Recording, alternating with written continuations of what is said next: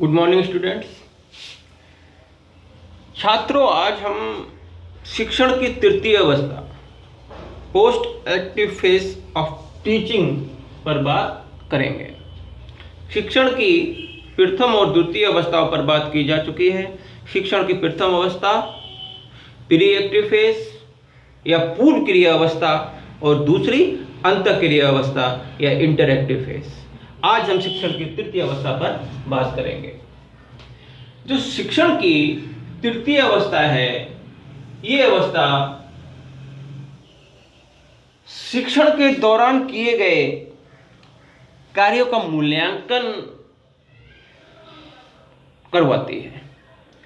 शिक्षण की इस अवस्था में मूल्यांकन औपचारिक विधियों से भी किया जा सकता है, अनौपचारिक विधियों से भी किया जा सकता है और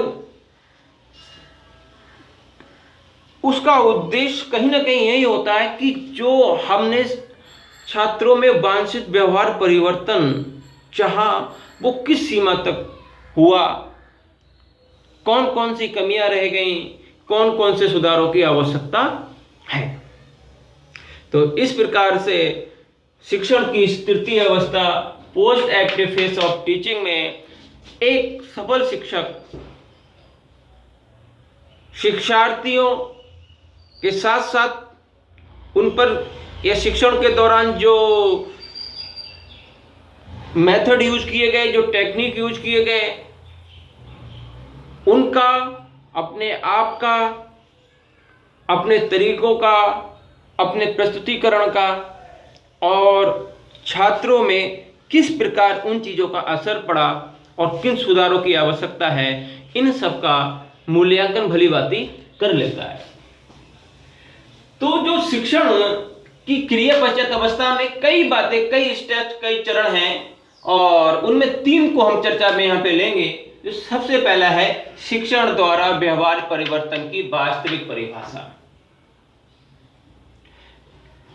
इस दौरान एक शिक्षक शिक्षार्थियों में हुए व्यवहार परिवर्तन का तुलनात्मक अध्ययन करता है और यह देखता है कि उसमें जो व्यवहार परिवर्तन हुए वो कहां तक हुए, व्यवहार परिवर्तन की सीमा क्या तक रही, क्या जो उसके उद्देश्य थे, लक्ष्य थे शिक्षण के, वो किस हद तक पूर्ण हुए। तुलनात्मक अध्ययन के दौरान एक शिक्षक शिक्षार्थी के साथ साथ, शिक्षार्थी के व्यवहार परिवर्तन के साथ साथ शिक्षण विधियों और प्रविधियों का भी मूल्यांकन कर लेता है। तो शिक्षण की क्रिया पश्चात अवस्था में जो दूसरा स्टेप है, दूसरी सब पॉइंट लेंगे, वो हो जाएगा मूल्यांकन की उपयुक्त प्रविधियों का चुनाव। मूल्यांकन की उपयुक्त प्रविधियों का चुनाव।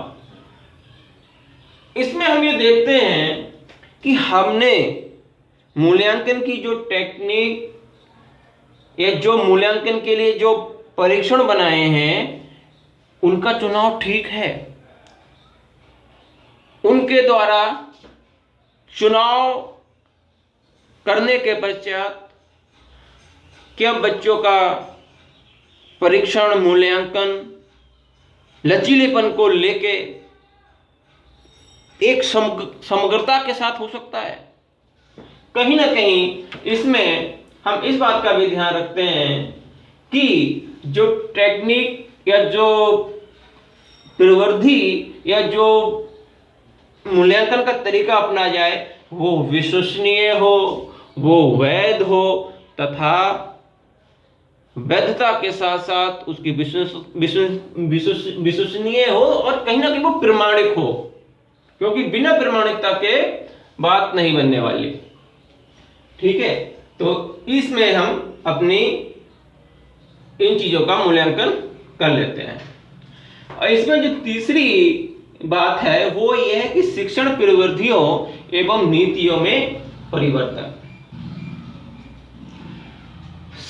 मूल्यांकन जब हम करते हैं तो शिक्षार्थियों की वांछित उद्देश्यों की प्राप्ति, लक्ष्यों की प्राप्ति शिक्षक जब करता है तो कहीं ना कहीं वो अपनी नीतियों में, अपनी टेक्निक्स में, अपनी पद्धतियों में एक परिवर्तन करने को मजबूर हो जाता है, या हम कह सकते हैं उसमें कहीं ना कहीं लचीलापन होना चाहिए। ठीक है, क्योंकि इन सब चीजों को देखते हुए ही हम अपने आप को, अपने मेथड्स को, अपने शिक्षण के तरीके को विद्यार्थियों की क्षमताओं के अनुरूप है, इन सब चीजों को लेके एक समग्र और प्रमाणिक, विश्वसनीय, वैधता के साथ मूल्यांकन हम कर सकते हैं। और इस प्रकार का जब मूल्यांकन होता है तो उसका परिणाम अवश्य ही अच्छा और सार्थक होता है।